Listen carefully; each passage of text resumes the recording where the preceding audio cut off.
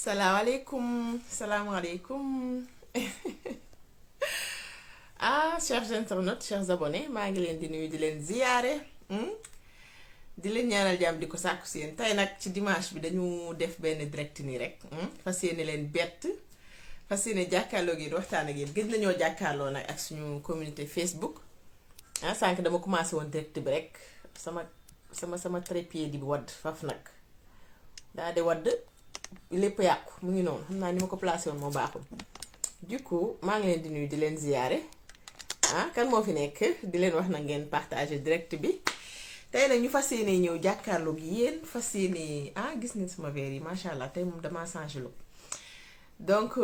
maa ngi leen di nuyu di leen ziyaare fu ngeen nekk waa groupe Femme Firdaws partage leen direct bi si groupe yi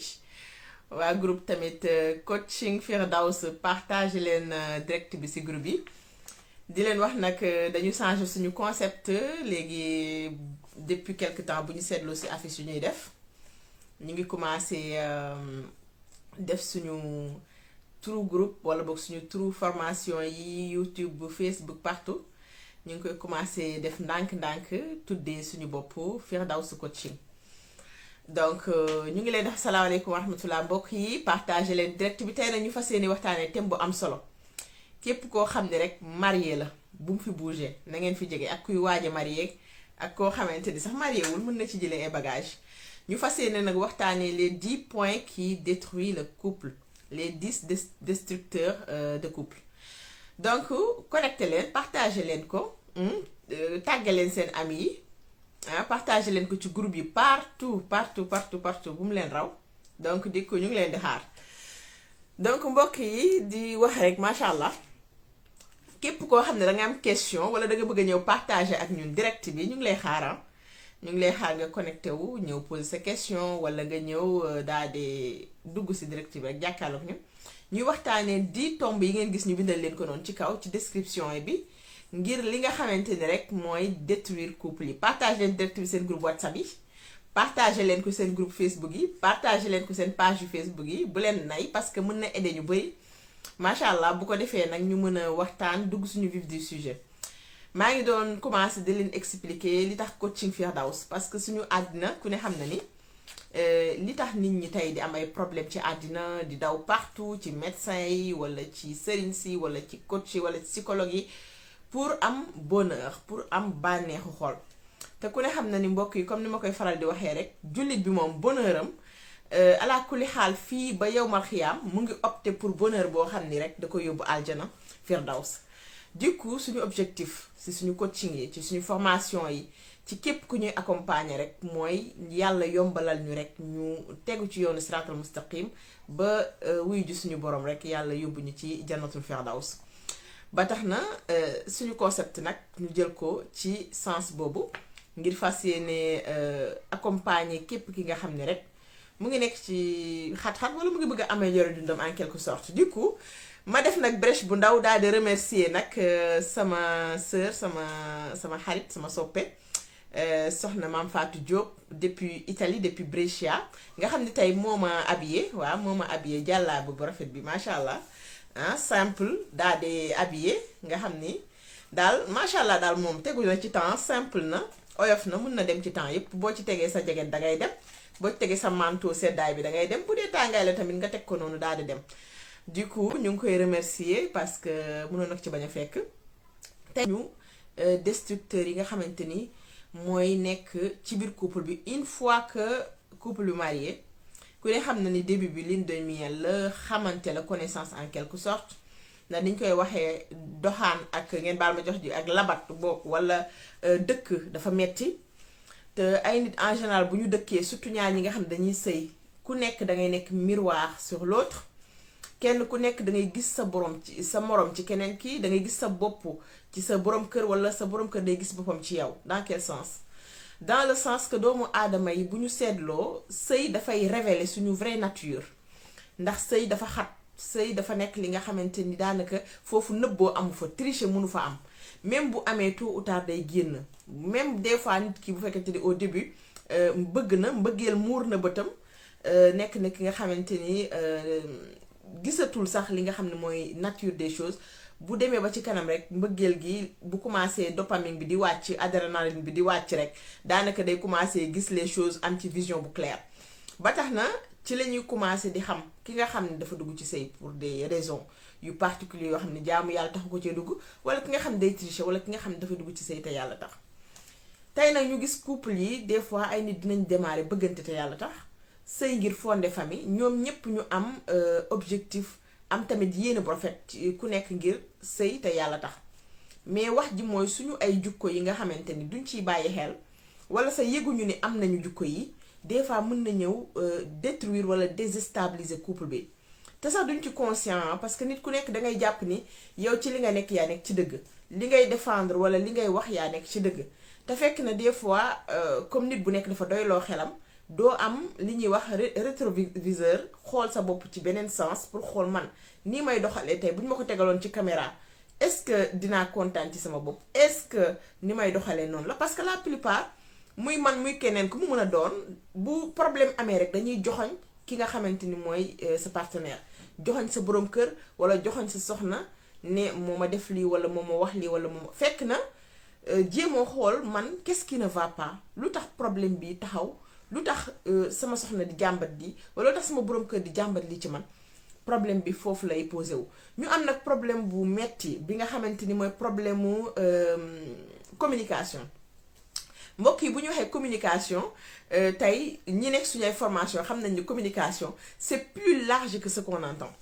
ndax tey dañu yaakaar ni communication mooy man mii di wax rek déedéet man dinaa wax mais su may wax yow sama wax nan nga koy déggee nan nga koy comprendre nan nga koy jëlee foofu tamit nekk beneen mbir parce que booy wax yaa ngi wax mais xamoo ki ngay waxal nan lay comprendre sa message est-ce que yow li nga bëgg mu dégg ko ci wax ji moom dina ko ci dégg est-ce que yow li la taxaw wax moom dina ko comprendre parce que des fois nga gis ñaari couple nga wax ba pare nit ki ne ah waxuma woon loolu wala bëgguma woon wax loolu nit ki ne déformé na sama wax wala du lii laa bëggoon wax wala donc wala nit ki sa taxaw ne yow lii nga bëggoon wax bëgg juger nit ki donc bu ngeen gisee tombe numéro 1 ñu ngi leen defal les critiques xam nga mbokk yi ñun de nature depuis bas âge ci suñu fondement ci suñu yar critique daanaka dañ ko banaliser c'est quelque chose bi nga xamante ni amul benn importance ci ñun mbokk yi partagé leen direct bi waaye balaa may xóotal parce que tey thème bi dañ ko bëgg a décortiquer benn par benn partagé leen direct bi ci groupe WhatsApp yi partout sama admin yi bu ñu fi nekkee ak sama naataango yi yóbbu leen direct bi ci groupe yi yóbbu leen ko ci groupe Facebook yi partagé leen ko comme il se doit bu ko defee ñu mën a dugg suñu vif du sujet parce que dinañu permettre ñu gën a mën a yaatal waaw donc li nga xamante ni mooy critique nekk na li nga xamante ni Mohamed merci beaucoup Mohamed Badara Ndiaye ñu ngi lay wax merci ci encouragement bi donc ñu bëgg rek ngeen partager direct bi parce que critique bu fekkente ni c'est pas constructif nekk loo xam ne dafay jëriñ critique bu fekkente ni attaque la critique bu fekkente ni dafa ñëw pour gaañ wala pour détruire keneen kii dafay braqué wu mooy communication bi encore une fois parce que tey par exemple sa soxna bu la defee lu la naqari wala sa borom kër def la lu la naqari sa communication mooy tax lim la def ni nga ko koy waxee mooy tax mu accepter pare pour changer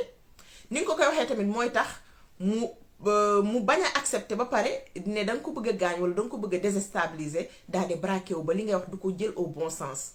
donc le fait que ñuy critiquer nekk na jukko boo xamante ni ñun dañ ko ñàkkal fayda Sénégal te tey critique day yàq relation ba ci relation amicale nit ki boo koy critiquer tout le temps bu yàggee dafay dem ba dalay effacer ci dundam wala dootu la wax biiram wala dootul confier wu parce que day ragal da daan kii est-ce qu'il m'aime wala est-ce qu'elle m'aime réellement ndax nit ki nga bëgg da ngay am ci moom yërmande da ngay am ci moom compréhension parce que tey ñaari nit bu ngeen di sëy bu fekkente ni sa jabar tooñ na la wala sa jëkkër tooñ na la wala def na lool naqari même lu mu la blessé cherche à comprendre kii lu tax mu def nii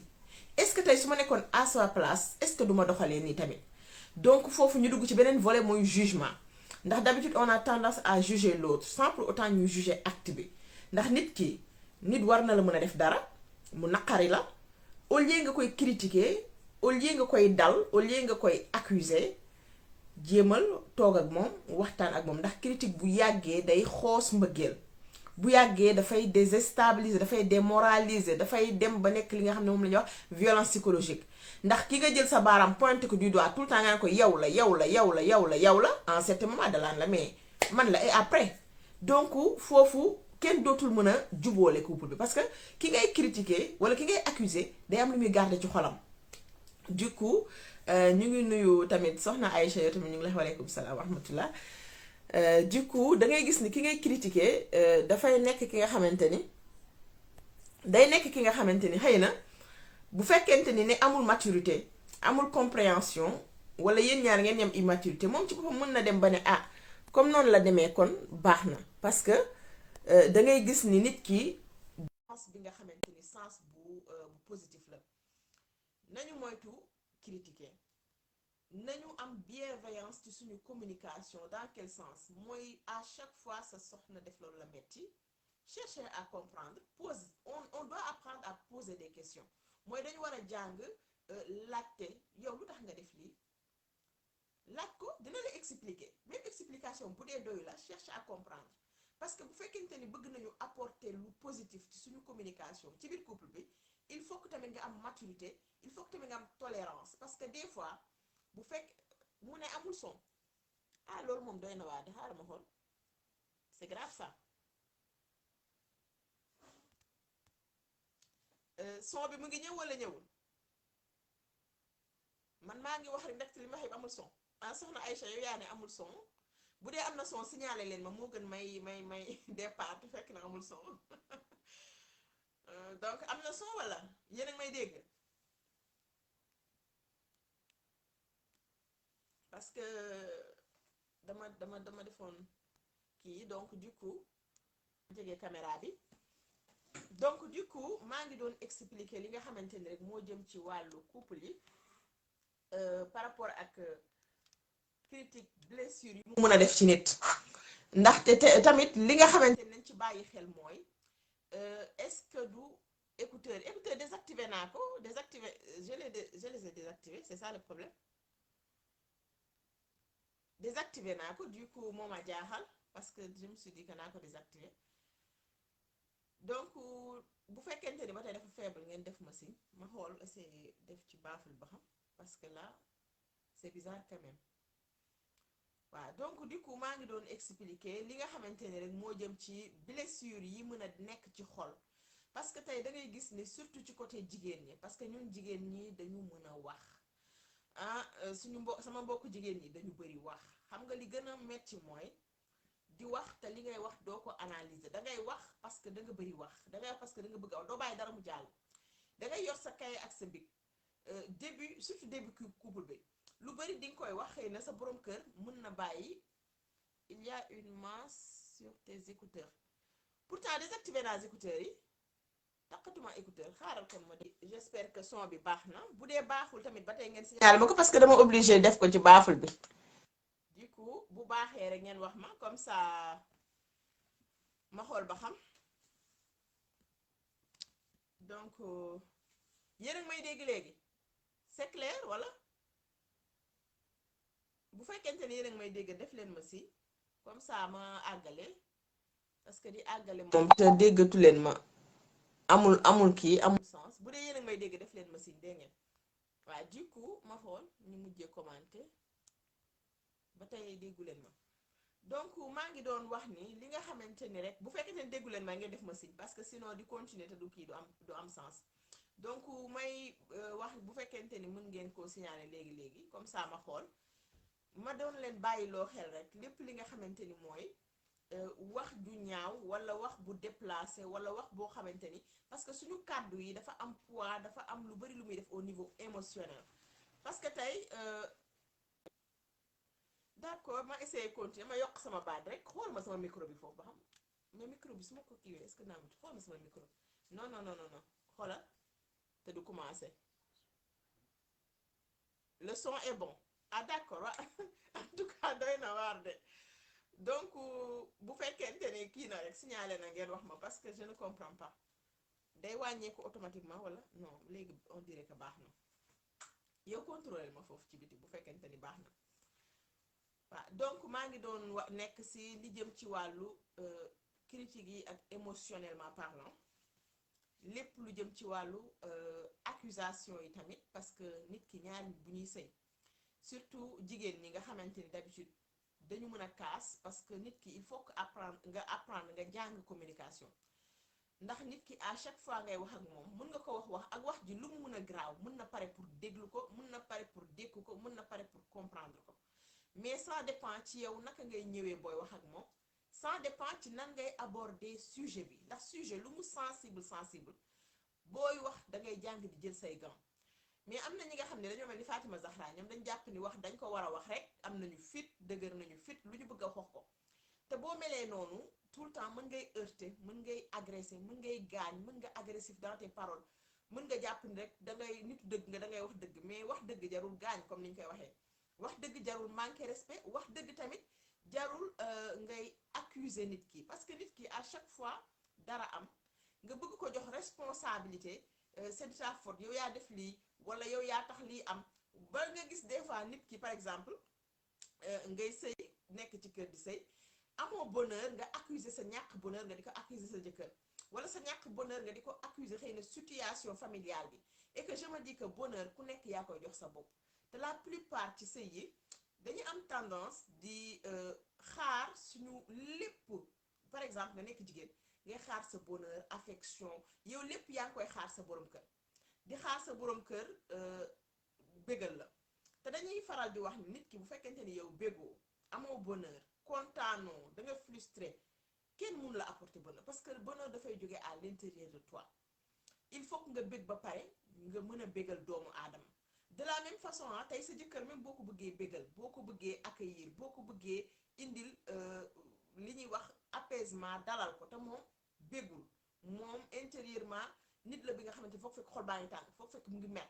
cela veut dire que fa may mal-être intérieur yu mu war a solutionner ndax nit ki boo dul solutionner say problème nga di ko garder frustration da lay yomb te couple yu bari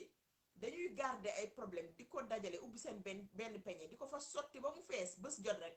nga clasher parce que mënatoo dékku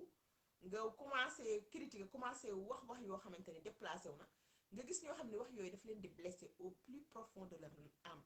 ñu gàdd ko nag mu nekk loo xam ne tey daanaka bu dee góor la ñàkk bu dee jigéen nga ñàkk nga sa jëkkër parce que bari na ci jigéen ñoo xam ne day jékki-jékki ne ma Fatima Zahra sama jëkkër dafa tëju maanaam dafa dem ba nga xam ni mënatuma waxtaan ak moom je n'arrive plus à communiquer avec xamatuma lu ko neex xamatuma lu ko naqari xamatuma ko dara en fait dañu nekk ñaari dëkkandoo ci kër gi wanatuma ay émotion xamatuma ko dara d'habitude comme ni ma ko defee woon ci sama thème la psychologie de l'homme ci YouTube bi ak Facebook bi d'ailleurs que ni góor bokkul ak jigéen góor booy faral di jàmbat tout le temps nga nekk une femme insatisfaite tout le temps yaa ngi wax tout le temps yaa ngi casse tout le temps mais danaan mais bon lan à quoi sert may yàq sama énergie à quoi sert tamit may daw di bànneexal koo xam ni lu ma mën a def tamit du ci gis lu baax moom noonu la koy gisee yow mii di jigéen xëy na buñ la critiquer tu as tendance à chercher à faire mieux loolu la yàlla bindee jigéen góor au lieu nga di ko critiquer da nga war a nekk ci li nga xamante ni mooy motivation da nga war a nekk ci communication boo xamante ni dafay sain day ànd ak respect boo ko ne ko remarqué naa lii man nii laa ko gisee xëy na man maa juum est-ce que du donc nga jéem a étaler débat boo xam ne dina am ouverture à ce que moom mu jéem a wax ak yow léegi nag dañuy génnee ci cadre boobu nit ñi nga xamante ni déjà ay nit la ñi nga xam ne dañu reconnaître seen erreur nit ñi nga xam ne dañu rëy nit ñi nga xamante ni ñoom pour ñoom ñoo am toujours dëgg cas yi dañ leen ciy génnee parce que ñooñu moom ce sont des narcissiques yi nga xam ni ñoom rek ñoo mës a am dëgg te ñooy am dëgg kon kooku moom peine perdue communication égale zéro te la plupart nag suñu société façon góor yooyu la ñuy amal affaire moo tax jigéen ñi dañu am problème la façon góor ñooñu boo nekkee ak ñoom dangay dem ba sa réservoir émotionnel dafay vide parce que tu n'arrives pas à les combler mënoo leen bégal mënoo leen satisfaire tout le temps ñu ngi trouver des choses des étiquettes à te coller tout le temps ñu ngi am ay wax yu bon wala ay critiques wala yu déplacé pour rabaisser la te gis nga jigéen wax nañ ci góor critique lu mu ko mën a indil jigéen bokk na ci critique lu mu ko mën a indil mooy dafay fay day dem ba dafay éteinte day dem ba dootul am joie de vivre day dem ba am manque de confiance day dem ba heure bu xëyee daanaka wax yi nga ko doon wax day résonner ci boppam day résonner seytaane di ci dolli dosam muy gën di focaliser wu ci critique yooyu ba nga xam ni motivation bi mu amoon doon la bégal motivation bi mu amoon doon a bëgg sëy bi neex dootu ko amati. du coup bu fekkente ni à chaque fois mu ngi def sa da ngay gis day commencer di forcer xolam day def malgré et que loolu du sëy mbokk yi. vrai amour nit ki mbëggeel dëgg mooy bu fekkente ni yaa ngi jëf da nga koy jëf ak amour da nga koy jëf ak xol bu sedd da nga koy def ba loo def da nga koy xeeb mais tey la plupart ci sëy yi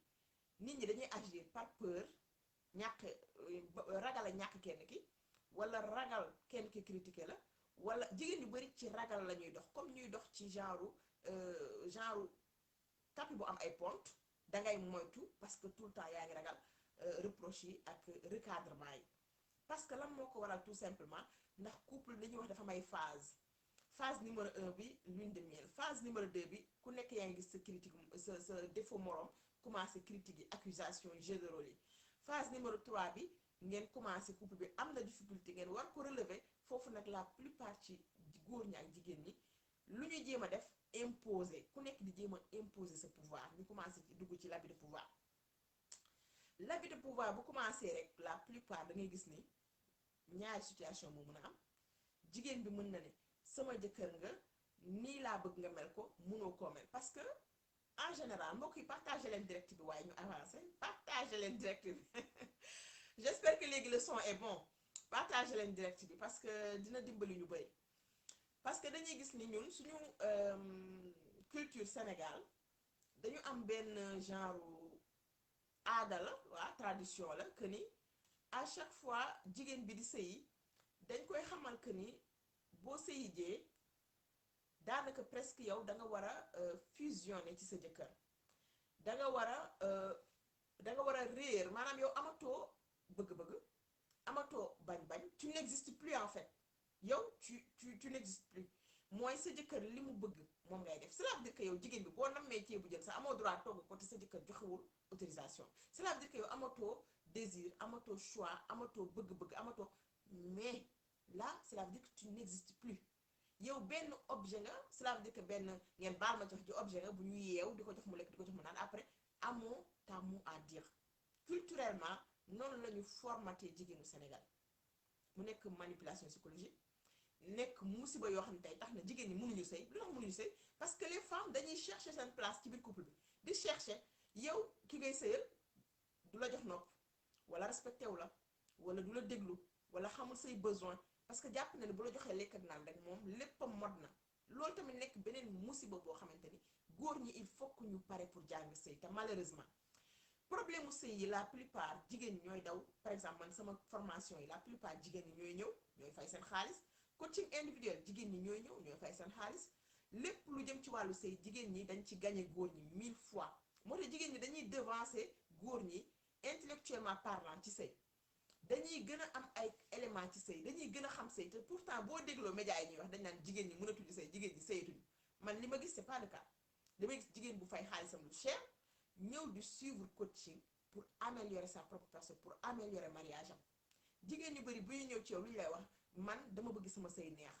pourtant il y a d'autres soucis yu gën a grave sax problème mu sëy bi mais moom sëy bi rek la bëgg a defar kon il faut que ñu xam ni psychologiquement parlant jigéen bu xasee ba am foyer mënul am lu ëpp foyer lu mu am ci foyer la koy def donc de ce fait que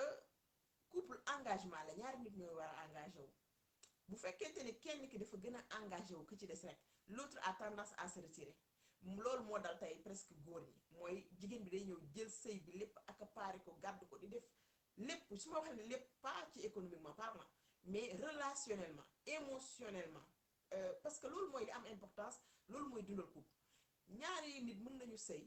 seen ay moyens demewul noonu mais le fait que ñu am niveau relationnel am niveau affectif bu solide am tamit li nga xam mooy compréhension seen couple day tenir à n'importe quel obstacle parce que tax mooy base yi dafa baax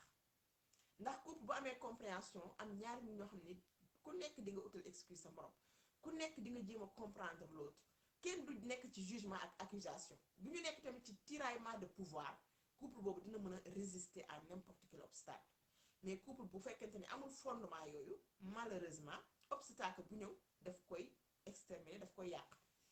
donc ñu bàyyi xel que ni mbokk yi partagé leen direct bi partagé leen ko bu ko defee ñu mën a avancer gis naa ni ñu bëri presque ñu bëri connecté wuñu vu que direct surprise la c'est normal aussi donc dañ koy def rek après ku fekk direct bi nga seetaan rediffusion bi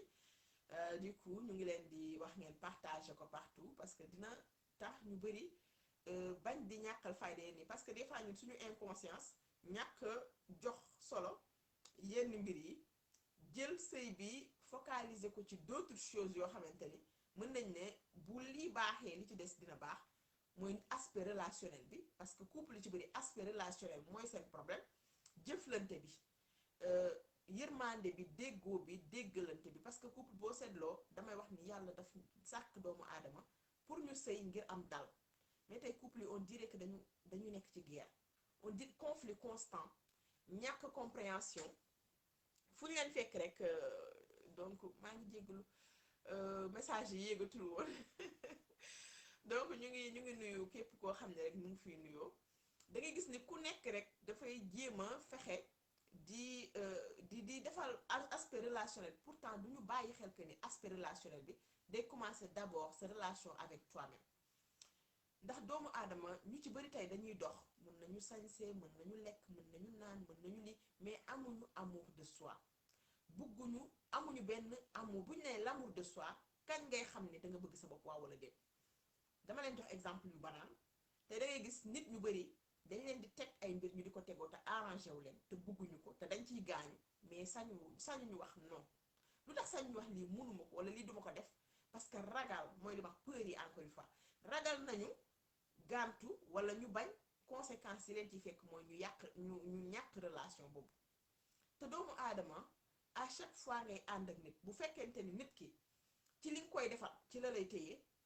ci li nga koy jëriñ ci la lay téye mooy foofu relation amu fa amour amu fa kon nit ki encore une fois bu ñu déggee des fois olof di wax benn baat muy sama bopp ma la gënal du bañ naa la yàlla suñu borom sa day digle tey bu fekkente ne da nga nekk jullit balaa ngay dem di waar ñeneen ñi balaa ngay dem di dimbali ñeneen ñi balaa ngay dem di xëcc ñeneen ci lislaam yow nekkal jullit bu baax ba pare defal ci sa bopp loo xam ne tey ku la gis dina la naw sax ba sa comportement xëcc ko ci diine tey bu fekkente ni tey da nga nekk ci situation de danger dañ la nga rawale sa bakkan ba pare soo ko rawale bakkanu keneen tey bu fekkente ni da ngay ñaan dañ la naan ñaanalal sa bopp ba pare nga soog a ñaanal keneen kon l'islam à chaque fois lépp looy def ci lu baax dañ lay wax njëkk ci ba pare nga soog ko jox keneen ñun nag ñu jàngal ñu à chaque fois nit ki defalal keneen ba pare nga soog a defal sa bopp te loolu problème la ndax tey bu fekkente ni nga bëgg a mayeloo amul dangay sonn da ngay gis koo xam ne da ngay nekk ci couple ñaari couple nga bëgg a yar sa soxna te yow yaruwoo parce que ay saaga nga koy yare nga bëgg a kaagal sa soxna te yow sa soxna ñeewul sa jikko ñeewul dara ci yow du sotti wala yow jigéen bi vice versa nga bëgg sa jëkkër respecté la te yow tu ne te respectes pas parce que lu tax tu ne te respectes pas boo jotee sa jëkkër da nga koy manquer de respect boo jotee sa jëkkër da nga koy jàll baat boo jotee sa jëkkër da nga koy wax des choses yi nga xamante ni tey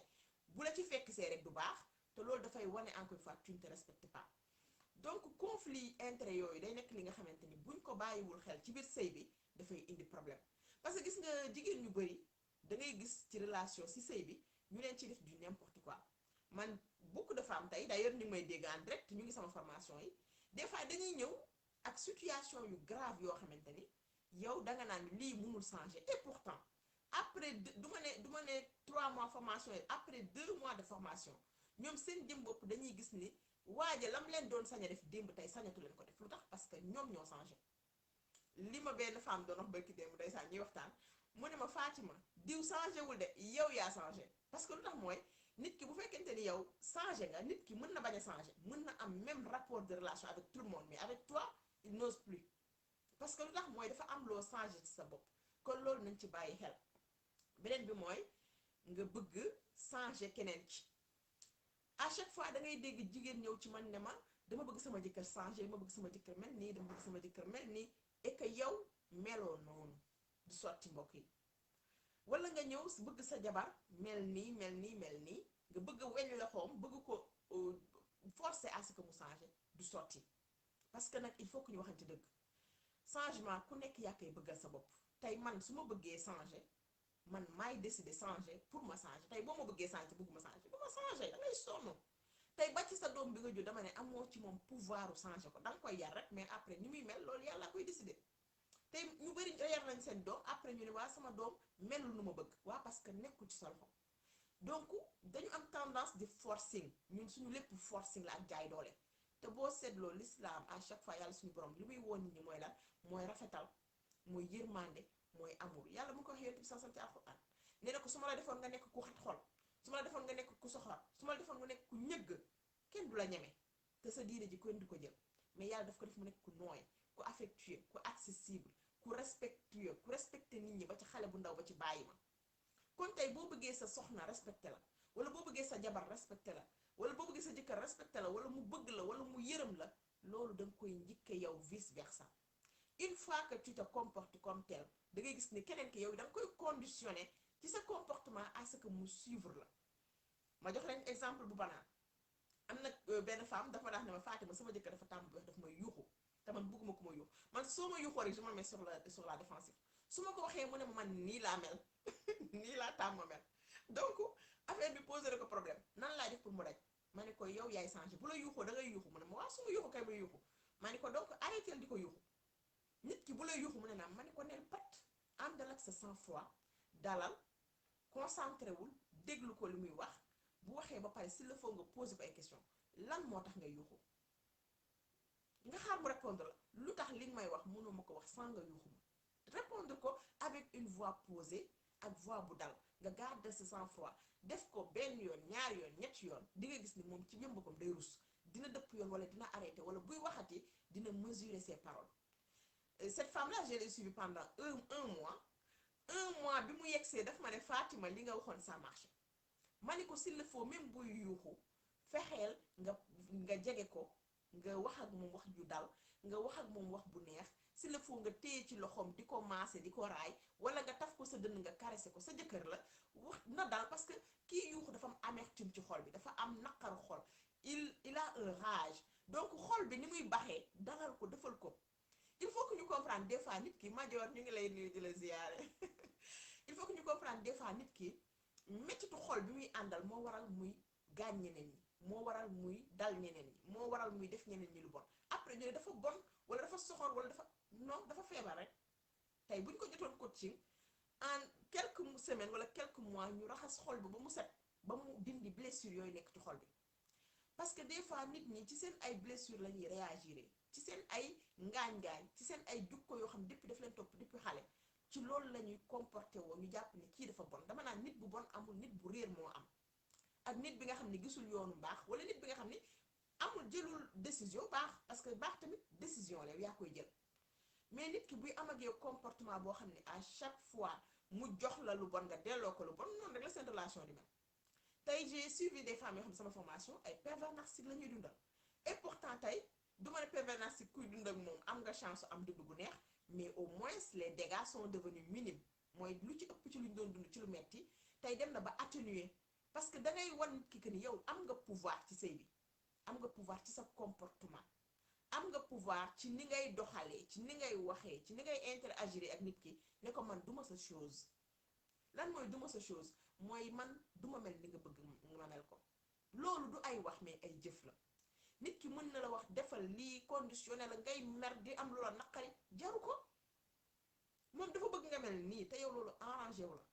bu ko ci sax tontu wax ji bu mu gudd bàyyi ko muy kiris-kirisam yow doxaleel d'une manière boo xamante ni bu subtil que ni nit ki dina dem ba rendre compte que ni tontu woo ko mais li mu bëgg yow nga di ko def arrangé wu la et que xëy na àndul ak say principe wala xëy na daf lay gaañ quand même bëggoo ko def parce que tey boo bëggee sonn ci àddina taxawal rek nga ni nit ki tey melal ni ma bëgg yow est-ce que mel nga tey ni neex yàlla ñaata góor ñooy taxaw tëgg seen dënn kilifa laa sama jabar waaw daf ma war a déggal daf ma war a lii daf ma yow est-ce que déggal nga yàlla day yëx yow yàlla li mu lay sant yëpp yaa ngi koy motal répondez-moi tey ñaata góor tey ñooy def lépp li leen yàlla sant yow kër gi amaana dépense boo joxee 30% bari na sa jabar bu la yàlla ne respecté ko est-ce que respecté nga ko bu la yàlla ne yërëm ko est-ce que yërëm nga ko bu la yàlla ne jox ko amour ak affection est-ce que yaa ngi koy motal mais da nga jàpp ne xar nga yor boo ko xontee rek sa lépp mot na ah non non non non non dama ne nañu am yërmande suñu diggante comme ni ñu yàlla suñu borom yërëmee buñ doon yërmante suñu biir rek sëy yi dina neex mais problème bi mooy la mooy dañuy teggi yërmande imposer keneen ki ne ko tey nga mel ni ma bëgg parce que tey nga jox ma li ma bëgg te yow li yàlla bëgg joxoo ko après yow ngay réclamer ay droit te yow say devoir defoo ci dara loolu intolérance lañ koy wax. boo nekkee nit bu intolérance sa dund day metti day xat sa xol ci xol bu jeex ak xol bu dagg ci ngay yem ci ngay dëkk. tata partagé ma direct bi si biir groupe femme leader bi yow rek laa fi seen du coup boo ko partagé foofu ak groupe kii bi conseil conjugal bi xam naa nekkoo fa bu ko defee ñu mën a tasaare direct bi. donc le fait que ngay imposer da ngay sonn te doo am li nga bëgg jamais résultat doo ko am xool leen tey ñiy imposer ba ci jigéen ñi tey da ngay bëgg a sëy ak sa jëkkër bëgg à ce que mu mel nii mu mel ne wala ngay dugg ci cadre par exemple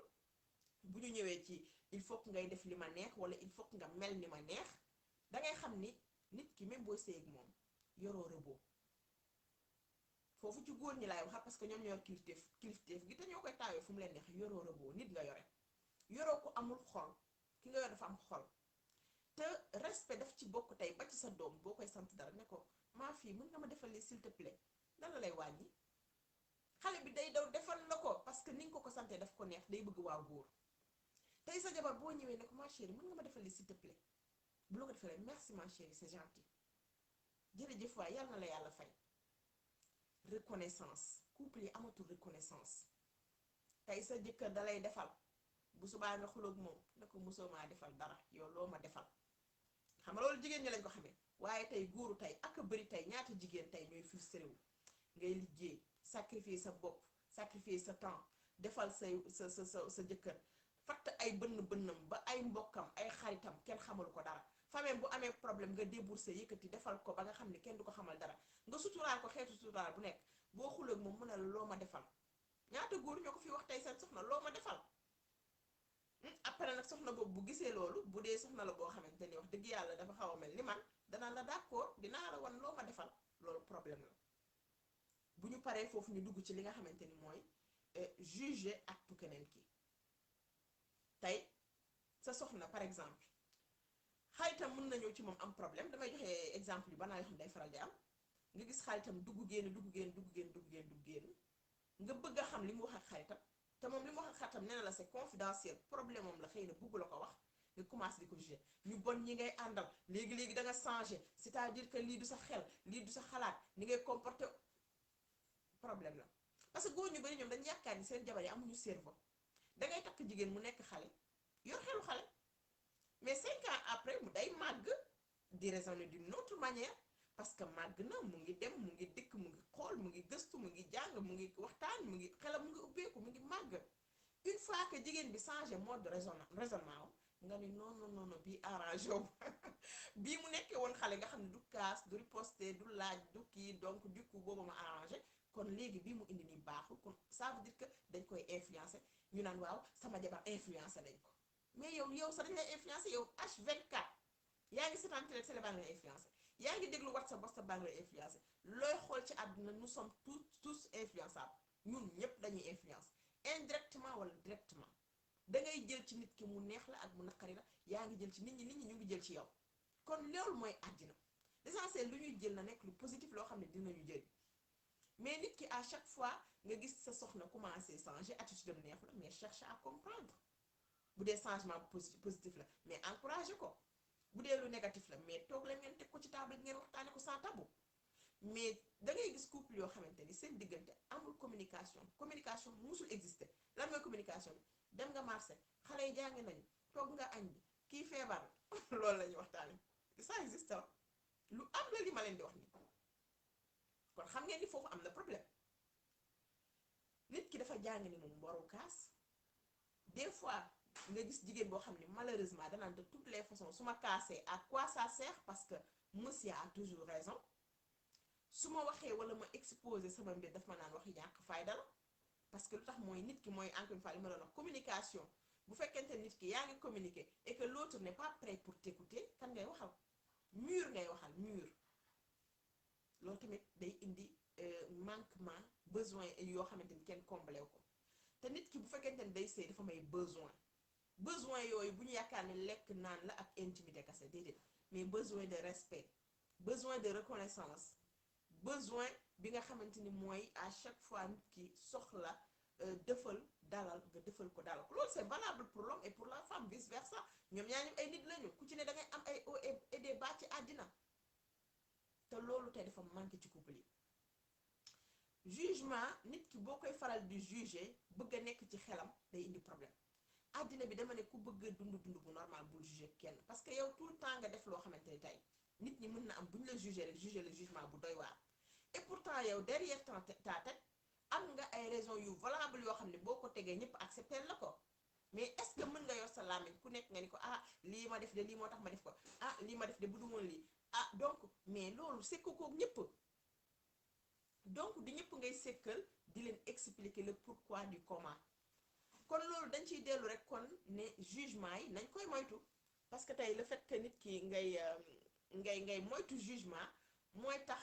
ki ngay waxal muy di xam ni yow da nga compréhensible doo ko juger doo ko indil problème parce que da ngay gis nit koo xamante ni day dem ba paaseem sax da ngeen dugg ci biir couple mu xamal la dara ci sa passé di la ko juger wala xamal la dara ci passé say waajur di la ko juger loolu nga couple toxique relation toxique ku nekk yaa ngi nekk ci sa morom di ko waxal ak di ko gaañ mu dem ba nga xam relation gaañante lay doon amatul sens mbokk yi partagé leen direct bi gisatuma fi ñu bari donc partagé leen direct bi xëy na du ñàkk ni gars yi dinañ suivre partagé leen ko ma ne ko partagé leen direct bu baax a baax gisatuma leen déggatuma leen du coup dina nekk li nga xamante ni nit ñi dañ si mën a jot donc ñu ñëw ci beneen bi nga xamante ni tey mooy comparaison malheureusement yëpp ce sont des choses banales yi nga xam ne dañ koy ñàkkal fayda mais tey am na ci jigéen ñi nga xam ne le fait que seen borom kër di leen comparer ak keneen moo tax ñu bëgg a toppandoo kooku am na ci góor ñoo xamante ni le fait que seen soxna di leen comparer ak keneen surtout góor danaan kon bëggatuma lu tax parce que danaan mu ngi naan diw defal na lii jabaram wala diw dem nañu fii wala diw ak diw def nañu lii wala naa nga sa couple du couple keneen chaque couple a ses réalités damay faral di wax ni Sénégal mooy dëkk bi nga xam ne dañuy jël benn comprimé jox ko couple yëpp ne leen avaler leen ko lii mooy seen garab kuy sëy nii nga war a mel nii nga war a condition c'est-à-dire que tu dois faire ceci tu dois faire cela tu dois te loolu c'est pas valable parce que couple bu dafa am réalité ñaata nit ñoo jël ay conseils yu télé def ko ci seen biir couple mooy ni leen problème parce que lu tax mooy sa couple du couple keneen ki ci des moo dama naan couple bu nekk dafa nekk li nga xam mu ngi mel tey nga feebar nga am bopp bu metti man ma am bopp bu metti kii am bopp bu metti kii am bopp bu metti ñun ñëpp ñu dem ci docteur kii bopp bu metti stress moo ko waral kii boppam bu metti tension moo ko waral kii boppam bu metti diabète moo ko waral kii boppam bu metti fatigue moo ko waral est-ce que ñun ñëpp ñoo war a bokk traitement je ne crois pas am na ci koo xam ne boppam paracétamol du ko faj parce que stress moo ko waral il faut que mu naan garab bu koy dindi stress kii boppam metti tension moo ko teg il faut que mu jël garabu tension sëy tamit c'est la même chose nit ki mënu la jox conseil te diagnostiqué wul sa couple mooy lan mooy li tax coach tey nekk fi li tax tey psychologue yi nekk fi li tax tey thérapeute yi nekk fi mooy dangay am problème nga toog ñu xam sa couple problème yi fan la jóge lan moo ko indi lu tax mënoo ko solutionner cause bi ak tamit problème yi kañ la ñëw pour mën a comprendre yéen ñaar seen vécu seen histoire pour mën a xam équilibré mun leen a jox loo xamante day indi solution mais malheureusement tey nit ñi dañu jàpp ni conseil dafa gratuit da ngay ñëw rek sama ko dafa am problème conseiller ko déedéet affaire yi suivi la ay séquence la ay mbir la yi nga xamante ni séance la xam doomu aadama xam nit xam comportement xam relation la nekk loo xam day ñëw rek sànni ko nii comme ça rek am naa problème bii sama jëkkër dafa mel nii rek conseiller ma non c'est plus profond que ça parce que li may fa jox dundu doomu aadama yi du fowukaay la vie d'un être humain est sacrée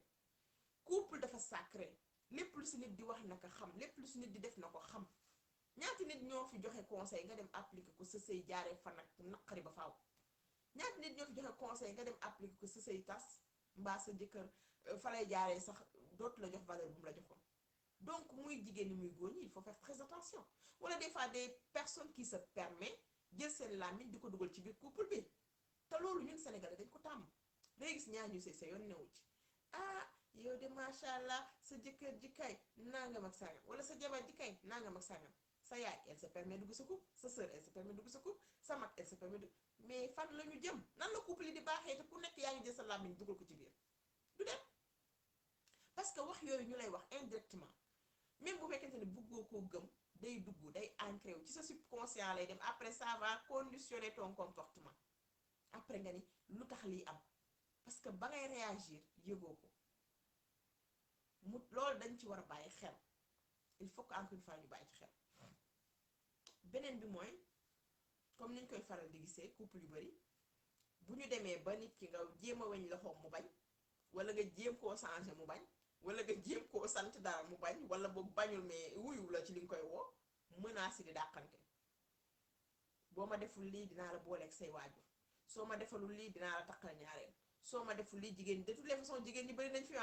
wala de toutes les façons man jigéen bu ma déggalul nangama wala moom tamit de toutes les façons man moom góor moom boo ma nangamul rek nga may ma sama baat waaw de toutes les façons man moom góor moom soo ma yorul nangama donc ay menaces muy ci jigéen ñi muy ci góor ñi te yow li ngay wax gëmoo ko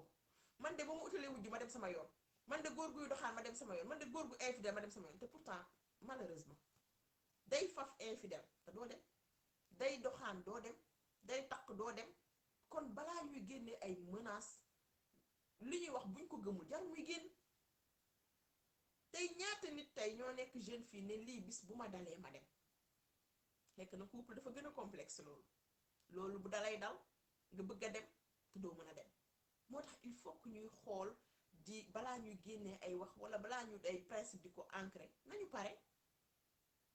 nañu pare parce que ñu bari bëgg nañ dem te mënuñu dem il faut que ñu bàyyi xel tamit ci suñu xel ci kàddu yi ñuy faral di génne suñu gémmiñ wala di menacer nit te nit ki en général la plupart nit ñi boo leen menacer rek ñoo koy tay dañuy dem def li leen di menacer après nag nga bëgg jël accusation bi buux ko keneen ki ba mu sës yow nga fàtte sa bopp yow ba ngay génne say menaces formuler woo ko xalaatoo tamit conséquences yi mu mën a jur mooy il faut que ñuy delloo suñu xel balaa ñuy def dara ñu natt conséquences yi lan la ñu mën a indi ndax nit bi intelligent mooy nit ki nga xam ne à chaque fois mu bëgg a jéggi sekki jéego dem am lu mu def il faut que mu jéem a xool conséquences yi le pour et le contre lii su ma ko defee à longue durée lan la ma mën a jural lan la ma mën a yàqal lan la ma mën a defaral parce que sinon du sotti il faut que ñuy xool suñu ay actes suñu ay jëf il faut que tamit ñuy teggi li nga xamante ni mooy suñu bët ci keneen ci imperfection wu keneen ki tey booy sëy ak sa borom kër tout le temps yaa ngi xool qu'est-ce qui ne va pas chez lui mais sa couple lu muy neexee dañu waxante dëgg booy sëy ak sa soxna tout le temps yaa ngi xool li bon ci moom nan ngay amee jàmm couple tey booy sëy ak sa soxna fu ñu la fekk yaa ngi xool soxna yi diw de day sañse soxna yi diw de la nga koy taaje soxna yi diw ak a joxe loo ci xam ñaata nit ñooy taaj teggi sañse solu def apparence fekk na tey bu fekkente ne xool nga seen intimité da ngay triste da nga naan li mënul nekk donc il faut que ñu def très attention ci les apparences tey ñaata nit ñooy posté ay statut couple heureux na ni nan naa fekk na boobu buñ leen wanoon le vrai sens ñii li ñuy dund danga naan li mënul nekk loolu ngay wax man j'ai vu des cas yoo xam ne dama ko gis dem jigéen yoo xamante ne li ñuy dund mooy violence conjugale dañ leen di dóor guddee ba ci suba ngoon pourtant seen anniversaire mariage bi ñu bu ñu posté seen ay photo posté seen ay voyage posté seen ay mbir danga naan mais non li mënul nekk man li ma témoin laa ci li ma leen di wax danga naan li kii mënul dund lii parce que lu tax mooy day def dañ leen di offrir ay voyage offrir leen oto offrir leen lii ak lii et pourtant ndaw si dañ koy dóor donc il faut que ñu bàyyi di ñee apparence yeeg couple yeeg diw def na lii diw nangam na lii diw am na lii bonheur nekkul si nit ki li mu am wala di mere nit ki ci lum la defal wala lum la defalul loolu yëpp il faut que ñu di ci bàyyi xel comparaison ku ko bàyyiwul da ngay am problème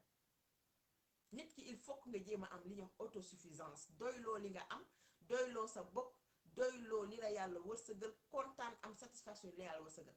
après nag boo amee nga bëgg li nga xam ne diw am na ko mais def ko defoo kenn demal mais li bon ngay xas nit ki parce que defalu la wala joxu la wala waxu la li nga xam ne keneen ki mu ngi koy def à chaque fois ngay xool bonheuru ñeneen ñi ci malheur ngay dëkk parce que ñeneen ñi boo leen di xool c'est normal doo gis seen sikk parce que xamoo seen intimité loolu foofu la secret bi nekk, foofu la coow li nekk, mooy bu ñu teggiwul suñu bët ci ñeneen ñi duñu ñëpp du ñëw di la étaler ne la man lii laay dund. nit ki mën nga gis apparence am nii rek nga jàpp ni mu ngi ci jàmm, fekk na boobu bu la waxee lu muy dund danga naan non lii mënul nekk. côté boobu intelligence ak maturité encore une fois muy ci góor ñi muy ci jigéen ñi. beneen bi mooy l'égoïsme. égoïste jamono biñ toll daanaka dafa dem ba nga xamante ni comme nit ñi daanaka changer jabar dafa yomb, changer jëkkër dafa yomb, changer daal dafa yomb, acheter dafa yomb. bu njëkk nit ki sa télé bu yàqu da nga yóbbu ñu réparé, sa téléphone bu yàqu da nga yóbbu ñu réparé la, sa yére bu yàqu da nga yóbbu ñu ñawal la ko, yóbbu ci téer bi mu dëbb daax ko réparation. léegi nag acheter dafa yomb ba nga xamante ni nit ñi wax dëgg yàlla xoolatuñu lan la ñu mën a def pour réparer les choses. ku nekk yow sa bànneexu bopp li nga bëgg ci loolu ci nga maanaam doo xool man lii ma bëgg nan la mën a rapporter couple bi ci bénéfice ak lan la mën a yàqal couple bi. tey di nga gis góor di jël ay décision ci couple au détriment jabaram ak ay doomam, wala nga gis jigéen di jël ay décision ci couple te du xool décision yi lan la mën a causer li nga xamante ni yan conséquences la mën a am ci couple bi. ndax couple ñun la, ñun man ak yow say mbiru bopp tey am na ci décision yoo xam ne par exemple mën nga ko jël def ko te du influence ci couple bi, mais am na loo xam ne boo ko defee mu influence ci couple bi, kon na ngeen ko waxtaane, na ngeen ci am compréhension, na ngeen ci déggoo, na ngeen ci d'accord. tey da ngay gis koo xamante ne par exemple sa jabar de temps en temps mu dem seeti yaayam wala mu ànd ak copinam dem jël verre def beau temps, non da ngay taxawaalu loolu jigéen ju responsable du ko def, dañ koy rëyal garaawal ko. parce que y a des personnes yi nga xam ne ñoom conception bi ñu am ci couple encore une fois mooy jigéen sëy këram rek la war a toog, prisonnier la, prisonnier maanaam bu xasee bay sëy prisonnier la, marché ba kër ga. mbokk yi yàlla suñu borom dafa bind nit bind bu garaaw, mooy psychologie doomu aadama dafa am ay besoins encore une fois. nit dafa soxla am vie familiale, soxla vie sentimentale muy sëy bi, soxla vie sociale. bu ñu nee social mooy société bi relationnel, xarit, mbokk, parent, waajur, demalante, dikkalante, échanger. loolu nit bu ko amul, jigéen ñu bari ñu ngi dugg ci biir dépression parce que boo di man de dem nañ ba ndam lañ ko def li dañ koy ndama man duma dem fenn. parce que da nga restreindre sa bopp que ni doo dox mbokk, doo seetu ku feebar, doo jàppale ku nekk ci problème. loolu mooy jullit, loolu mooy l'islam loolu lañu jàngal. ku nekk na nga jaamu yàlla, nga daal di bokkatu sa roq rek, bul jàppale kenn, bul dox mbokk, bul seetu ku feebar, bul yow daal bokkatu sa roq rek nga toog après nga def ko ndam, man duma dem fenn, duma def dara. nit bu amul vie sociale c'est une personne qui va très mal.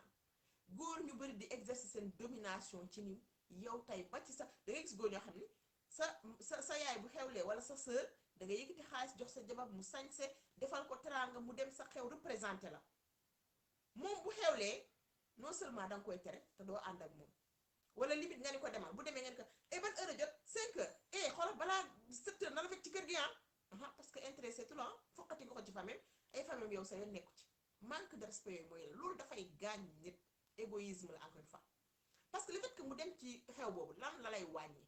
tant que mbir mi influencé wul bien-être couple bi warul am problème, warul am problème.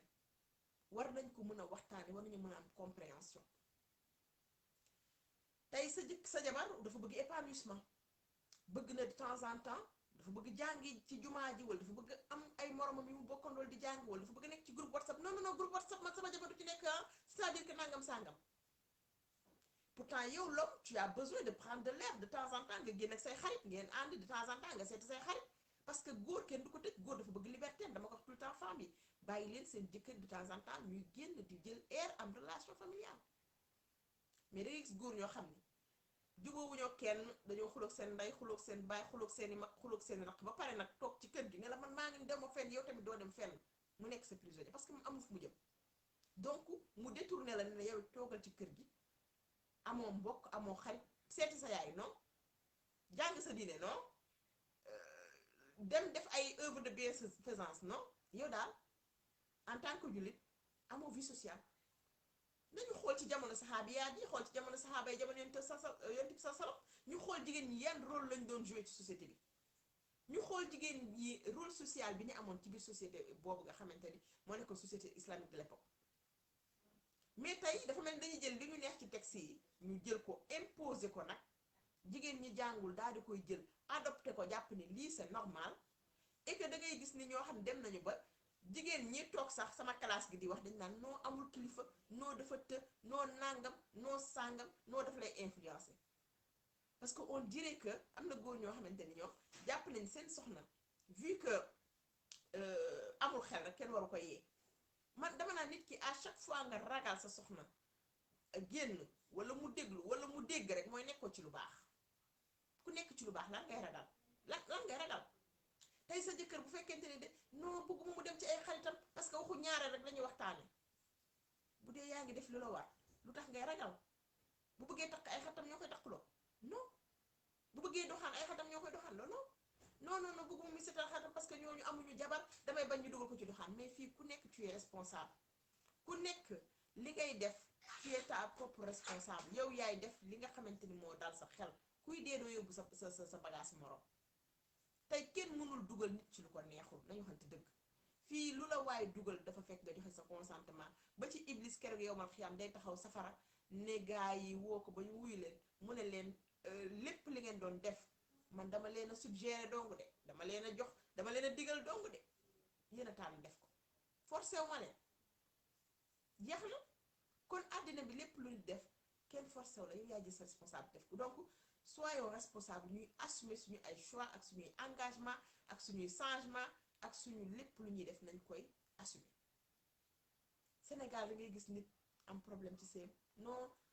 sa diw moom a conseil c'est la faute de l'autre yaa jee ko influencé papa jee ko mais nañu arrêté di accuser ñeneen ñi injustement man tey boo ñëwee ci man ma nekk coach nga wax ma sa problème dama lay conseiller bu la neexee boo paree ubbi pôle mbalit bi sànni ko fa est-ce que dama laa xoj pour nga jëfe ko non boo ko jëfee sa responsabilité la man li ma lay jox dama yaakaar ni dafa gën ci yow dafa baax ma di la ko jox après boo ko adopté situation gis ça ne marche pas mais sànni ko ci mbalit ko ba ci diine yàlla suñu borom forcé wu la daf la ne l'islam boo ciy dugg choix la danga koy assumer ba mu sës amul dugg ci genn wàll bàyyi ci genn wàll musulman non pratiquant wala jullit laa waaye nangam déedéet ndax yàlla lu muy bañ mooy nga doon hypocrite nga doon naafeq moo tax dafa bëgg nga jël sa propre responsabilité dugg ci diine ba mu jeex parce que yaa ko choisir assumons mon choix jàmm na ñooy beneen bi mooy teg nit ki pression ci say bëgg-bëgg dangay gis sa jëkkër daf la dig dara nga topp ko li nga ma digoon sama nangam bi sama sàngam bi sama nangam bi nga topp ci ba nga xam ne loolu mën na dem ba nit ki vraiment jéppi la wala rëccu sax li nga xamante ni mooy lim la ko doon diggee te loolu tam problème la parce que nit ki bi mu lay dig xëy na yàlla xam tax mu dig la mun na nekk sa amul intention def ko parce que am na nit ñi nga xam dañu doy waar dañ lay dig te amuñu intention def ko xëy na dañ la doon neexal xëy na nangam sàngam nga gis nit ñi nga xam ne ku leen dig am nga problème dañ lay teg pression wala nga bëgg sa soxna defal la dara nga teg ko pression taxawu ko tayul lépp sotti pourtant yow tey bu doon ay besoin am la mën na am danga ko naan wala sama yoon nekk ci wala heure bu ma ko mënee laa koy def wala bu ma teg pression la wala bu ma nangam loolu yëpp liñ fi cité ni yëpp ci 10 points yi yëpp ñuy nit ñi di ko jëfee il faut que ñu bàyyi xel ni bu fekkente ni doomu aadama yi ñii la ñuy dundee dañuy dund ci stress constant te ku xam stress xam ne mën na yàq dund doomu aadama stress mën na yóbbu nit ki insomnie manque d'appétit colère nervosité agressivité liste bi ak a gudd nag waxuma malade yi nga xamante ni maladie pathologique yi nga xam ne mën na ko indi dépression dem ba nga xam ne amatoo bëgg-bëgg def dara ci àddina te stress bu fekkente ne jigéen bi mu ngi koy dund constamment mais mënatul jóge mënul jox jëkkëram bonheur mënul jox boppam bonheur parce que moom ci boppam amul bonheur xamatul sax nan la def pour am bonheur parce que tout le temps mu ngi stressé tout le temps mu ngi nekk ci pression tout le temps ñu ngi koy critiquer wala tout le temps ñu ngi koy wax lu ko neex wala tout le temps ñu ngi koy accuser sa góor tamit la même chose lii mooy point destructeur de couple yi yow tamit boo jàppee sa borom kër fu ñu la fekk yaa ngi koy critiquer fu ñu la fekk yaa ngi koy xamal ni tu es insatisfaite dara motul fu ñu la fekk yaa ngi ko naan nii laa bëgg nga def nii laa bëgg nga mel fu ñu la fekk yaa ngi koy accuser yaa ngi koy juger yaa ngi koy comparer ak ñeneen ñi yaa ngi koy menacer yaa ngi donc day nekk yi nga xamante ni nit ki boo ko tegee du ko àttan du dem te malheureusement des fois yii ñu liste nii am na yeneen ni 30 yu ciy dooleeku ci liste bi couple yi dañ koy dundoo après on s'étonne pourquoi les mariages di gaaw a tas pourquoi couple yi neexatul lu tax couple yi amatul bonheur tey ñii sëyul ñeewuñu ñii sëy parce que lu tax mooy uniquement couple à la base bi yàlla digle sëy c'était pour nit ki am ci stabilité am ci bonheur xel dafa war a stable nit xelam dafa war a dal pour mu jaamu yàlla xelam dafa war a dal pour mu liggéey xelam dafa war a dal pour mu nekk ci jàmm pour mu am santé nit bu sa xel dalul doo am santé doo am wér-gi-yaram doo mën a jaamu yàlla ba savourer ko doo mën a lekk sax mu jàll sexualité bu normal sa doo ko am tey ñaata góor ñoom problème sexualité ndax stress constant dëkk ci stress pression critique tu es insatisfait ngay dem di uti feneen ay proie parce que jàpp nga ni xëy na yàgg sa jabar ça marche pas te da ngay gis góor ñoo xamante ni ay critique ak ay rabaissement moo dem ba tax ñu nekk góor yi nga xam dañu yoom ngeen baal ma jox ji parce que góor lépp li nga xamante ni mu ngi koy def ci sexualité ci cerveau ba la jëm te bu fekkente ni tey sa borom ko dafa wàcc nga di ko topp di ko bombarder ak ay accusation ay critique ay comparaison ay wax yu toxique koo góor ba bu tëddee dara am lu yëngu parce que mënul nekk parce que moom psychologiquement il faut que mu apte il faut que xel bi concentré wu il faut que mu am bonheur pour mu mën a satisfaire la après ñu ne góor ñu bari éjaculation précoce ñu def ko feebar bu ngeen demee suñu canal YouTube di ngeen fa fekk thème bu ñu def l'éjaculation précoce avec des recherches bien fondées yoo xam ne dañ ko def listé ko ba mu gudd pour jigéen ñi xam ni balaa ñuy wax ni sama jëkkër dafa feebar wala dafa am éjaculation précoce par ceci wala par cela nañu xam ni loolu problème yu bari moo koy indi ci góor parce que jigéen ñi ni ñuy amee problème noonu la góor yi amee problème l'unique différence mooy ñun dañu bari wax dañu mën a wax fu ñu fekk ñu ngi jàmbat ñu ngi exposer suñu problème donc du coup même bu dee dañuy stressé du comme góor ñi góor bu stressé stress mën na ko rey dañuy wax ni stress dafay rey mais la plupart ci ñi muy rey góor ñee ci gën a ëpp. waaleykum salaam wa rahmatullah sana Fatima ñu ngi lay fay nuyu donc di wax ni macha allah il faut que ñu bàyyi xel ci loolu ñu ngi nuyu Madou sama frère di nuyu Tata Oumou di nuyu sama yaay booy maa ngi leen seen fii te maa ngi leen nuyu macha allah ñu ngi leen di ziyaare soxna Oumou Ba maa ngi leen fii seen yi ñëpp di leen nuyu macha allah ak soxna maam Mariam donc di leen wax rek xam naa ni direct bi ngeen partagé ko xam naa léegi ñu jeexal def nañ déjà 1 heure de temps. nañu xam ni stabilité couple tam dafa bokk ci stabilité émotionnelle parce que tey nit ñu bari da ngay gis góor ñoo xam ne seen problème mooy colère lu tax ñuy am ñu colérique parce que dañuy garder dañuy denc parce que duñu génnee seen ay problème seen ay naqar duñu waxtaan li leen naqari góor ñi duñu partager góor ñi duñu waxtaan ak seen soxna li leen di fracasser du coup nit ki nag bu fekkente ni nag sincèrement doo wax li la naqari Kodou Ndiaye ñu ngi lay nuyu ak Daado Guèye macha allah waaleykum salaam wa rahmatullah nit ki bu fekkente ni li lay naqari doo koy waxtaanee day créer ay blessures émotionnelles nekk ay góom une fois que mu dem ba bëri sa xol day jege dangay am li ñuy wax hypersensibilité boobu lu tuuti dalay déranger loo xam ne jarul mer day tax nga mer lu jarul jooy dangay jooy lu jarul lu tuuti daf lay irrité. mu nekk nag problème ci couple yi parce que da ngay gis koo xamante ni mënatul communiquer ak jabaram wala mënatul communiquer ak borom këram parce que lu mu ko wax problème la parce que tax mooy l'autre n'arrive plus à supporter parce que dafa endossé ba egg si point boo xamante ni mënatul li ma naan nit ñi ku nekk da nga am say limites chaque personne a ses limites ku nekk nag il faut que nga xam say limites xam sa bopp boo xamee ni bu amee problème il faut que mu génn arrange-toi nga fexe nga waxtaan ak sa conjoint ba ngeen trouver point d'entente wax ji giif à chaque fois yow mi ñuy waxal tamit sa jabar bi wax ak yow wala sa jëkkër bi wax ak yow pareel pour déglu ko ngir yàlla xoolal lim lay wax bu ko xeebal jàngoroom ne nit ki des fois nga xeebal ko jàngoroom fekk na li nga koy xeebal bu koy dajale bu yàggee bis bu la ko sottee nga bëgg a dem yow mal xiyam parce que da nga naan mais ndekete man jigéen bi ma dëkkal yëpp moom lii lay xalaat ci man dëgg-dëgg ndekete man li may nekk nii yëpp yaakaar ni maa nga ca ndekete ndaw si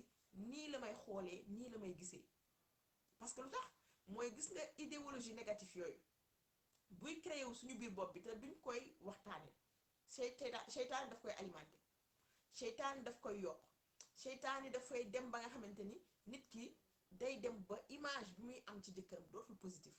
wala image bi muy am jabaram dootul positif te lan moo ko waral mooy ñaaw njort li ñuy wax ñaaw njort di alimenter ay insécurité yoo xam ne amaana boo ko étalé woon waxtaan ci ak nit ki ngeen trouver point d'entente ku ne dem sa yoon donc loolu lu jar a bàyyi xel la am ci nag yoo xam ni pour man ay détails la nit ki détail da nga war a vraiment détail bàyyi mu jàll tey sa jëkkër ñëw na yàqamti na ubbi la bunt bi génn na dem tàggu la waa nii da ngay def dooma tàggu bàyyi ko mu dem ba ñëw ne ko sëñ bi booy génne doo tàggoo jamono ji wóorul bu la dara dalee ci mbedd mi après nu may def il faut que nit nga di ko conscientiser ci conséquences de ses actes li ma wax encore une fois nit mën nay def dara fekk na conscient wul ci conséquences yi donc il faut que encore une fois ñu ñëwaat ci loolu beneen bi jigéen ñi di jàmbat du ñàkk ba suñu def ci tem infidélité bu bëri bi góor ñu bëri xamuñu conséquence infidélité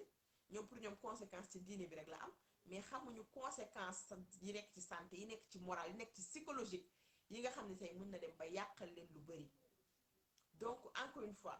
muy man muy keneen muy ku mu mën a doon suñu vocabulaire yi balaa ngay dem sa di dugg ci sëy wala boo duggee ci sëy ba pare ak sa xarit ak say mbokk ak ku mu mën a doon suñu vocabulaire yi nañ ci dindi li nga xam ne mooy accusation jugement critique nañu defaraat suñu langage il faut que ñu jàng communication mën a wax ak nit te duñ ko blessé il faut que ñu jël suñu ay gants il faut que ñu mature il faut que ñu prudent sëy yombul mooy relation yombul nit ku la gën a mën a relationner ak les autres ci biti moo la ëpp chance à ce que sëyam neex bu dee yorul ñaari kanam bu dee nekkul nit bu yor deux visages parce que y a beaucoup de personnes yi nga xam ne dañu yor deux visages yor masque intérieur masque extérieur bu ñu nekkee ci biti ce sont des saints ay nit lañu yu baax ñëpp a leen di bëgg ñëpp a leen di tagg bu ñu nekkee ci biir kër gi nekk ay démon ngeen baal ñu nekk ay seytaan yoo xam ne doo xam fa leen di classé te d'ailleurs nit ki koy def sa du ko yëg faf mu nekk nag problème bu metti parce que nit ki mën na ne man de waa mbedd mi ñëpp laay ni amal jàmm ba mu des si waa kër gi kon y a problème parce que waa kër gi ñoo la xam au contraire ñoom nga war a amal jàmm kon si tu n'arrives pas amal jàmm ñi nga dëkkal mooy tu as un problème donc va te faire aider bu ko defee nga mën a bañ a négliger sa problème bañ a ñàkkal fayda sa problème parce que des fois la plupart loolu dama ko seetlu te dama ci taxaw encore une fois nit ñu ci ba dañuy ñëw jàmbat seen problème accuser keneen ki et pourtant ñoom ñoo am problème donc ñoom dañuy yéemu une fois que nga tirer leen la voile ci problème yi ñuy am ñoom dañuy yéemu duñu gëm ni non non lii nakate est-ce que non nakate man maa ngi ci erreur te ñun développement personnel lu mu lay jàngal mooy nga tourner focaliser wu say erreur bàyyi keneen ki tuuti mu noppali nga bàyyi nit ñi nga bàyyi ñeneen ñi mais nga xool yow qu'est-ce qui ne va pas chez toi yow lan mooy say problème parce que lu tax ngay am ak nit ñi problème lu tax lii di la gaaw merloo lu tax lii di la déranger lu tax nga am besoin di jëw lu tax nga am besoin di critiquer lu tax nga agressif lu tax nga yor jukko yi nga yore te yow tu ne te rends même pas compte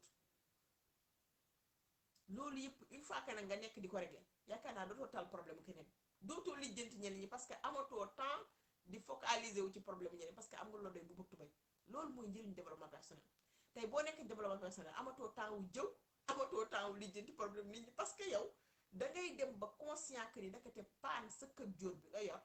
yow sa giru dund doo ko mën a lijjanti yàlla suñu borom pourtant daf ñu averti ci Alxuraan ba pare yàlla nee na trouveral ngànt sa moroomu jullit bu defee erreur tolérant wal utal ko ngànt boo rombee ay nit sax ñuy njaaloo nga baal ma ci wax ji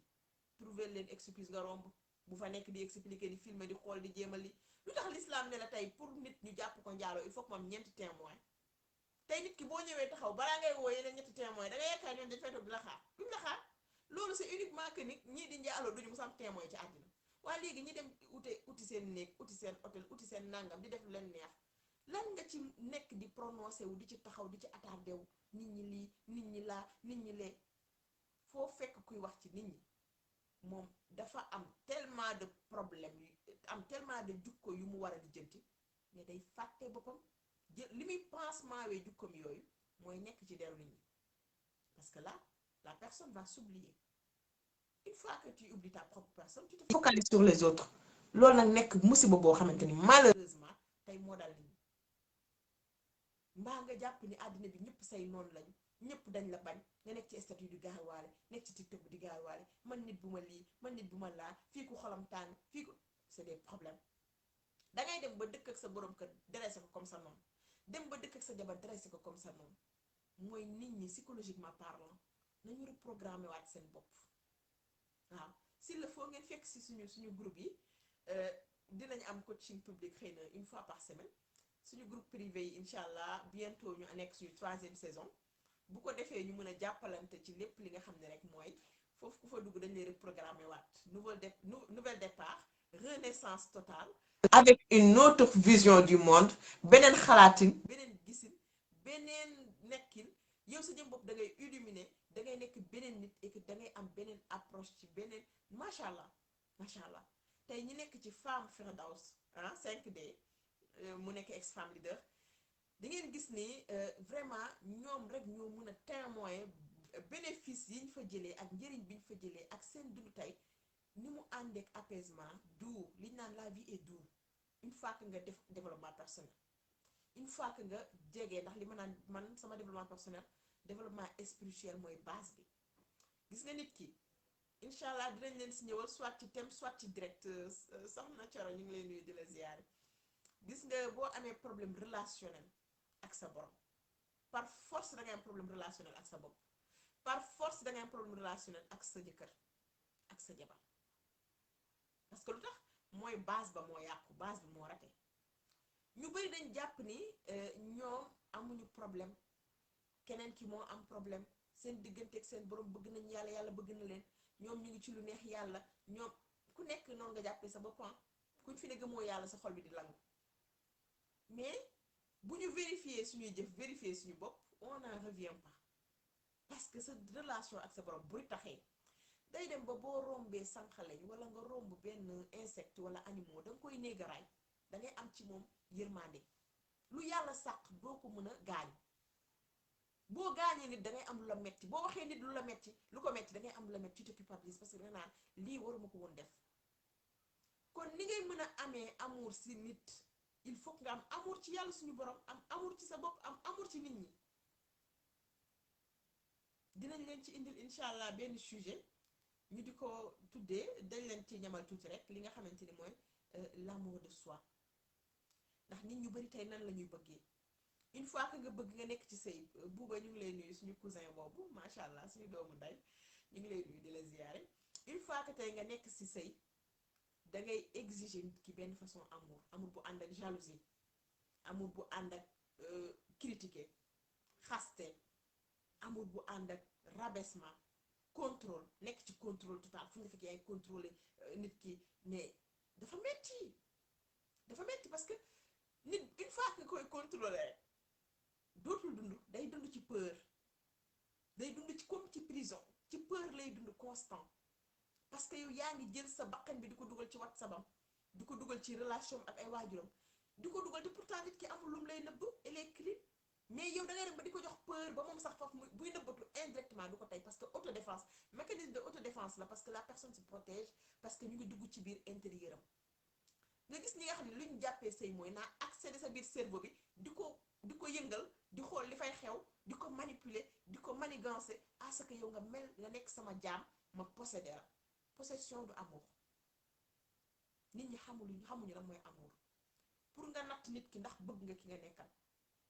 mooy danga koy bëgg ay défaut bu ñu nee défaut nag waxuma défaut yoo xam ne ay fen ay wor ay déri défaut yu normal nit ki danga koy bëgg xam ni nit la day juum yow da ngay juum nit nga da ngay def ay erreur moom day def ay erreur ni nga tolérant wee sa bopp am compréhension sa bopp noonu ngay tolérant wee sa conjoint noonu ngay amee compréhension ci moom lan moo tax parce que xam nga ni nit la day juum mbëggeel dëgg mooy nit ki à chaque fois mu def erreur du ragal ñëw wax la ko day ñëw wax la ko ak modestie di xaar nga jéggal ko di xaar nga comprendre ko di xaar nga tolérer ko mais tey commencé féetil ñaar nit di sëy bu ñu amee problème à l'extérieur la ñuy uti ku leen di déglu parce que tax parce que wóolu woo ki nga nekkal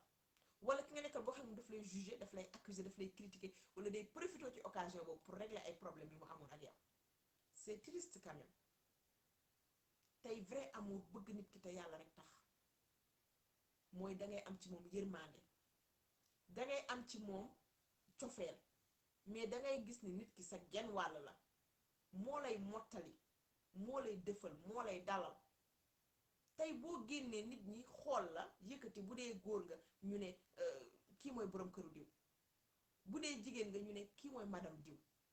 parce que da ngeen a am lien yu fort yi ngeen xamante ni suñu kanamu borom bu ngeen ko joxul valeur kan moo koy valoriser kenn du ko valoriser la moo tax parce que yéen seen jëmu bopp ku ci nekk jàpp yaa ngi gaañ sa morom nit ñi nag di am porox ndool di dugg seen diggante di sànni ay kàddu wala di am lu ñuy wax parce que yéen a leen ko permettre ku nekk boobu li comme ni ko yàlla suñu borom waxee d'ailleurs xaalis bi kon ni mu ko waxee astaghfirullah yonent bi sallallahu alayhi wasallam di wax ni bëggal sa moroomu jullit comme ni nga bëggee sa bopp li nga bëggal sa bopp tamit nga bëggal ko sa moroom ji mais loolu balaa ñu koy def mu valable fenn mais mu ngi valable ci biir couple yi tey bu fekkente ne sa soxna yéene woo ko li nga yéene sa bopp danga koy teg ay dil di ko teg ay ndëgg sërëx bu liggéey nga bëgg a lekk xaalisam yow sa borom kër bu liggéeyee ay alalu famille bi au lieu nga préserver ko non yow tu préfères alalu famille bi nga di ko demee ay xew di ko defee du n'importe quoi di ko yàqate sans pour autant nga xalaat ni kii dafa sonn liggéey indi pour ñu jëriñu ku nekk yaa ngi jéem a teg dil sa morom mais en fin de compte couple tey dem nañ ba ñi nga xamante ne ay jeunes filles lañu mosuñu dugg sëy dañu sëy daf leen di terroriser des fois jeune fille ñëw ci man am na ku may bëgg musuma sëy mais j'ai peur de quoi sama mag sama raq sama cousine sama yaay sama lii seen sëy ça me fait peur et que elles ont raison ni xale yi nit ñi dañ naan waaw li ngeen di wax day tax xale ragal du li ñuy wax de xale yi lu ñuy gis parce que dañuy gis dañ koy vivre dañ koy dund dangay gis nit koo xam ne couple parent daf koy affecté ba bu koy nettali yow dangay am la naqari kon ana parent ba ko dund parce que du ñu jël en considération xale yi judd ci couple bi seen futur mariage bu bon nan leen mën a impacter des fois nga gis xale muy nettali couple yaay ma papaam ni ñu bëggantee woon ni ñu amee woon affection ni ñu amee woon compréhension ni mais ngay am xol bu sedd parce que day xam ne kii garder na souvenir en fait ci relation yaay ak papaam mais tey malheureusement couple bi jigéen bi rek lañu sëf problème jigéen bi góor ñi ñoom daanaka dañu démissionné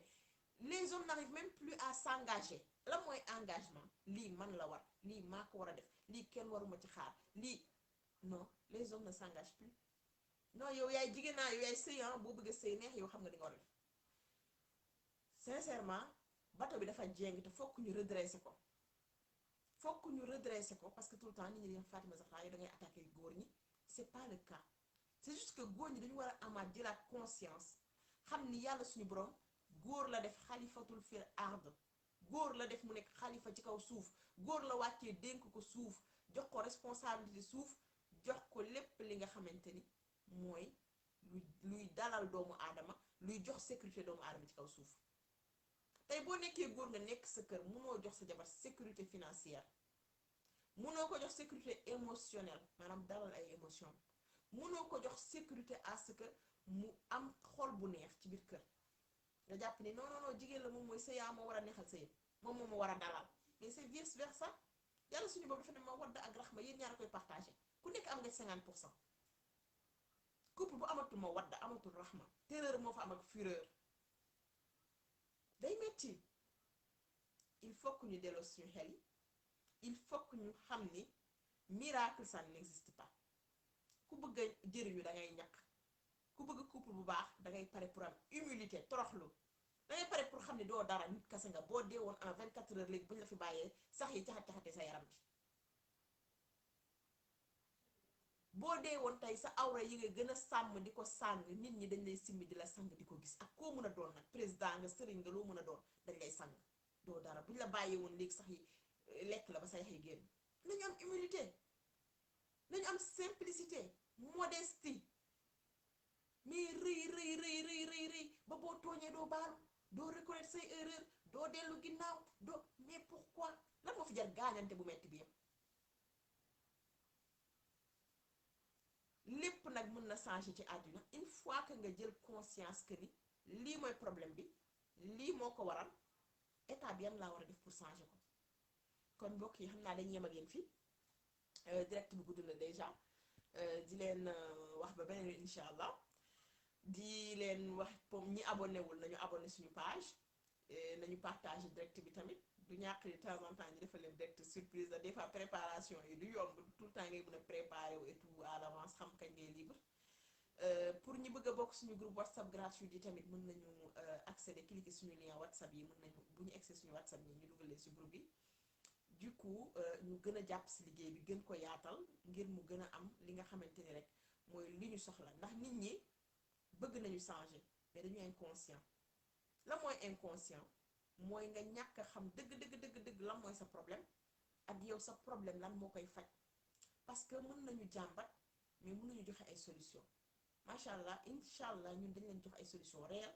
yoo xam ni bu ngeen ko appliquer da ngeen di gis vraiment njëriñu extraordinaire seen couple. kon ñu ne salaamaaleykum wa rahmatullah ñu ngi yem fii di nuyu Pendis Diouf ak Aïcha Mahol Aïcha Balo yu Diallo soxna Coro itam nuyu nañ la di leen ziyaare di leen wax ba beneen incha allah bokk soxna yi ñu ngi leen tàggu donc kon ñu yem ak yéen fii di la